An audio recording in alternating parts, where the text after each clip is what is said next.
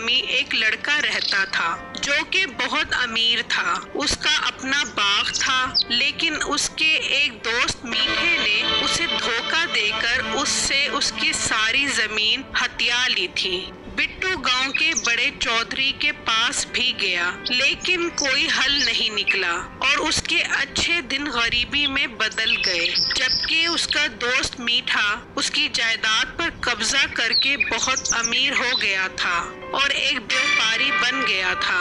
सेठ साहब, मेरी बीवी की तबीयत बहुत खराब है। मुझे कुछ पैसों की जरूरत है ताकि मैं उसका इलाज करवा सकूं। कोई बात नहीं बेटा जानू, जितने पैसे लेने हैं ले लो। सेठ साहब, आप बहुत अच्छे इंसान हो जो मुश्किल वक्त में लोगों के काम आते हो। आप मुझे पैसे देकर मुझ पर बहुत बड़ा एहसान कर रहे हो। मैं एक माह तक आपके पैसे वापस कर दूंगा। हाँ ठीक है, कितने पैसे चाहिए तुम्हें? सेठ साहब, 20,000 रुपए चाहिए मुझे। ठीक है, 20,000 रुपए ले जाओ और अगले माह की 20 तारीख को 40,000 रुपए वापस कर देना। सेठ साहब, 40,000 रुपए दूं?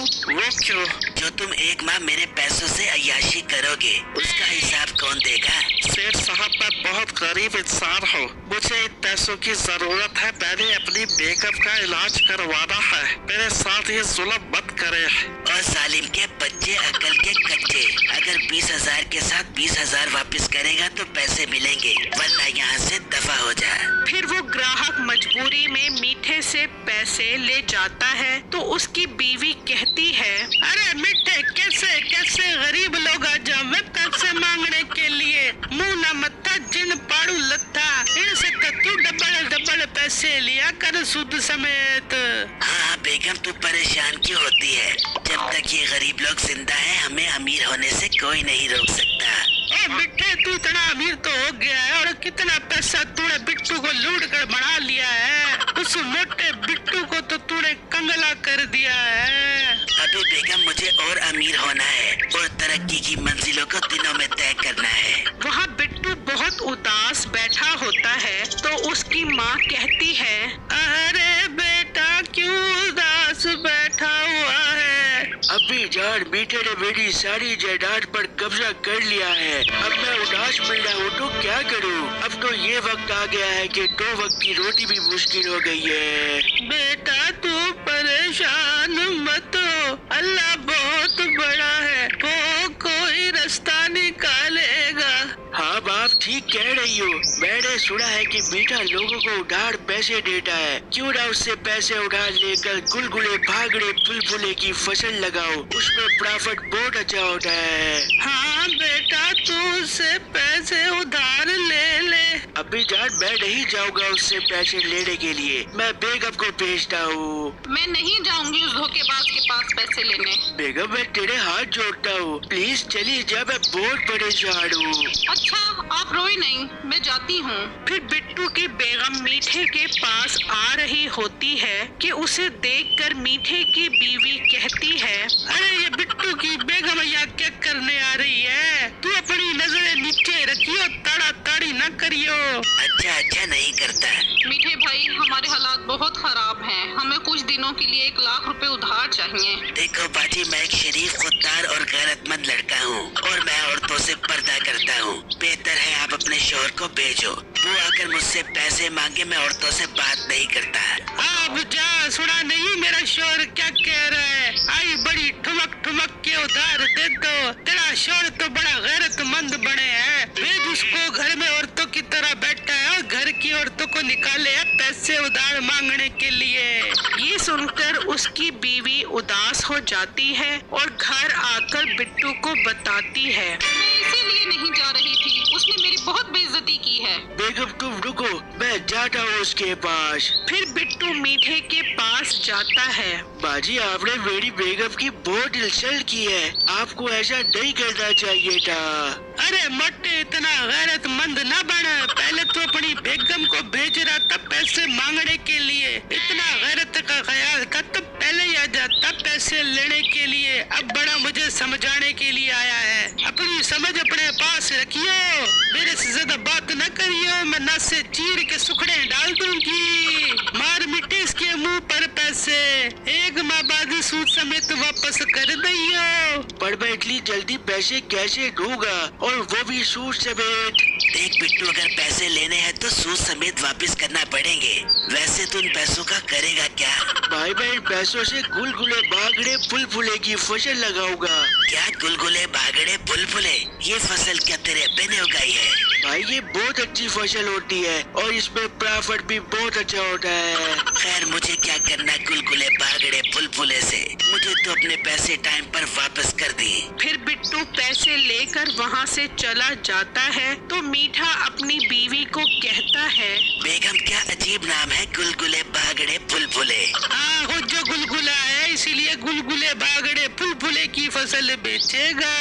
फिर बिट्टू उन पैसों से गुलगुले भागड़े फुलफुले के बीज ले आता है। यार मैं जल्दी से गुलगुले बागड़े फुलफुले की फसल तैयार करके बेच देता हूँ ताकि बीटे वगैरह के पैसे उतार सकूँ। उसी जमीन पर एक दरख्त होता है जिस पर एक चुड़ैल रहती है। वो बिट्टू की बात सुन रही होती है। ये गुलगुले भागड़े फुलफुले क्या चीज है? ये यकीनन हमें मारने की कोई चीज होगी। मुझे फिलहाल यहाँ से चले जाना चाहिए जब तक ये अपने गुलगुले बागड़े फुलफुले नहीं ले जाता।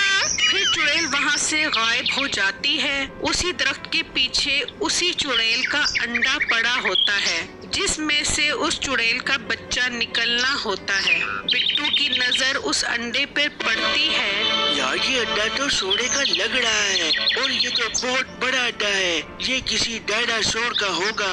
मेरे तो दिन बदल गए हैं। मैं इस अंडे को उठाकर ले जाता हूँ। फिर बिट्टू वो अंडा उठाकर घर ले आता है और चुपके से वो अंडा अपने घर के पीछे छुपा देता है। अब मैं इस अंडे के पास ही रहूंगा और इसके पास ही सोऊंगा। फिर रात में चुड़ैल अपने दरख्त के पास आती है तो देखती है कि उसका अंडा नहीं है। ये मेरा अंडा कहाँ चला गया है? ये जरूर वो मोटा गुलगुले बागड़े फुलफुले की शक्ल वाला उठा कर ले गया होगा। मैं अभी जाकर उससे अपना अंडा लेती हूँ। फिर चुड़ैल गुस्से में बिट्टू के पास आती है। और चोर, तू मेरा अंडा चोरी करके ले गया है, मैं तुझे नहीं छोड़ूंगी, तुझे इसकी सजा मिलेगी। चुड़ैल बाजी, मुझे पता है ये आपका अंडा है और वहाँ इस अंडे को खतरा था, इसीलिए मैं ये अंडा अपने साथ उठा कर ले आया ताकि कोई इस अंडे को नुकसान न पहुँचा सके और आपका बच्चा खैर और आफियत के साथ निकल आए। क्या तू सच कह रहा है? जी जी चुड़ैल बाजी, मैं अपने गुलगुले बागड़े बुलबुले की कसम खाकर कहता हूँ, मैं बिल्कुल सच कह रहा हूँ। तू तो बहुत अच्छा इंसान है। तू ये दो अंडे ले, जब भी कोई चीज की ख्वाहिश होगी इन्हें आपस में रगड़ कर ये मंत्र पढ़ना,